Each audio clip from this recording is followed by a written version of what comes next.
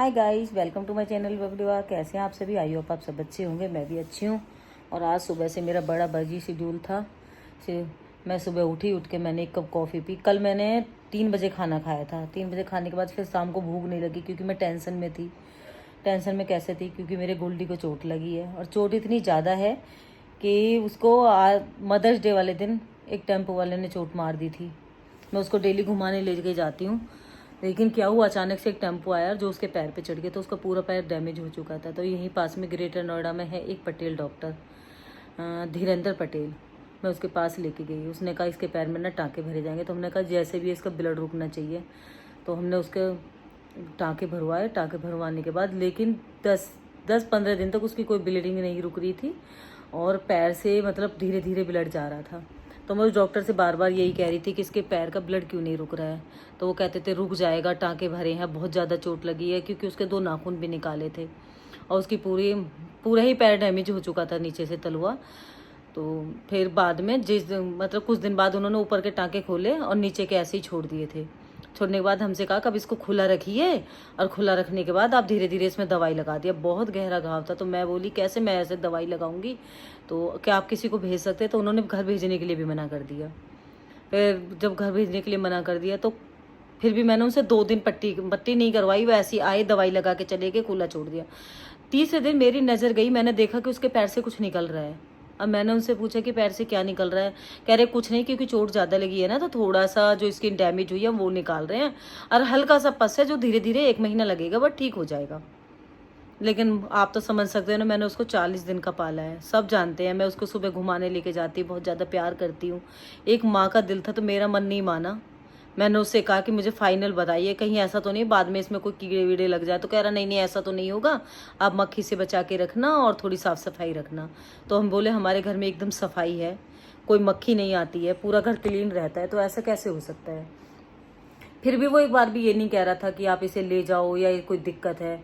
तो मैंने एक और डॉक्टर का पता किया जो मतलब डॉक्टर का पूरा हॉस्पिटल है वैटिक।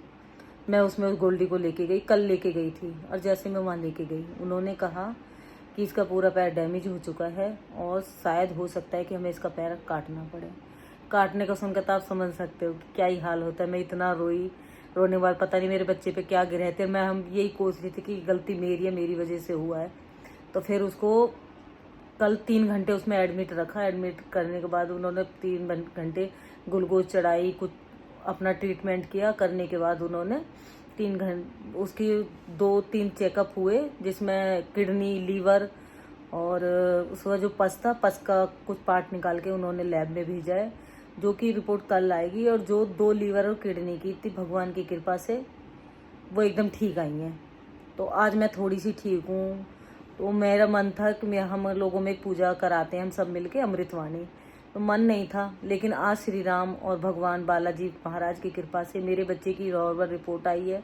वो थोड़ा पहले से बेटर है, तो इसलिए आज मेरे घर में अमृतवाणी है। मैंने तो समोसे ही रखे थे, मेरा मन नहीं था कुछ भी बनाने का। लेकिन अब जब मुझे अपने बच्चे का पता चला कि 20% रिकवरी है, तो मैंने अभी कढ़ी चावल बना रही हूँ और क्या नाम है, जीरा आलू, पूड़ी, ये सब मैं बनाऊँगी। मैं अभी कल मैंने 3 बजे खाना खाया था। 3 बजे खाने के बाद शाम को भूख नहीं लगी क्योंकि टेंशन में थी। कल के 3 बजे के खाया मैंने, अब 3 बजे खाया है क्योंकि टाइम ही नहीं मिला। उसकी दवाई देते करते टेंशन में दिन निकल गया। सुबह हॉस्पिटल भाग गई, वहाँ से ही अब मैं थोड़ी सी हैप्पी हूँ। और अभी मैं जाऊँगी किचन में जाकर मैं थोड़ा जो भी मेरा मतलब कढ़ी चावल ये सब बनाऊँगी जो ईजी है, क्योंकि टाइम बहुत 4:30 से पूजा है और 3 बज चुके हैं। तो 1.5 घंटे में जितना मेरे से हो पाएगा मैं करूँगी। बट मैं सबसे यही कहूँगी कि भाई इस धीरेंद्र नहीं, क्या नाम बताया था मैंने, मैं तो नाम ही भूल गई, धीरेंद्र पटेल है शायद, कभी कोई ना लेके जाए। बहुत बेकार वाहियात, स्टाफ भी अच्छा नहीं है, उल्टी सीधी ऐसी क्लीनिंग भी ढंग से नहीं करते हैं। तो चलिए अब मैं अपनी पूजा की तैयारी करती हूँ, फिर आपसे बाद में मिलती हूँ।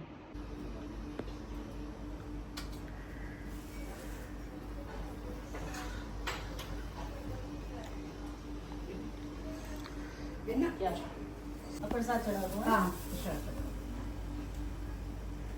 कोई घर में आता है तो आने से पहले सफाई करो, फिर जब कोई जाता है फिर सफाई करो, बस यही चलता रहता है।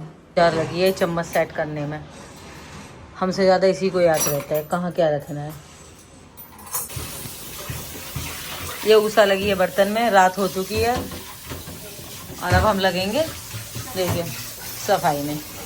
ये हमारे डिश वॉशर में धुल रहा है, आज पहली बार हमने अपना डिश वॉशर लगाया है। देखते हैं कैसे धुलेंगे। हाँ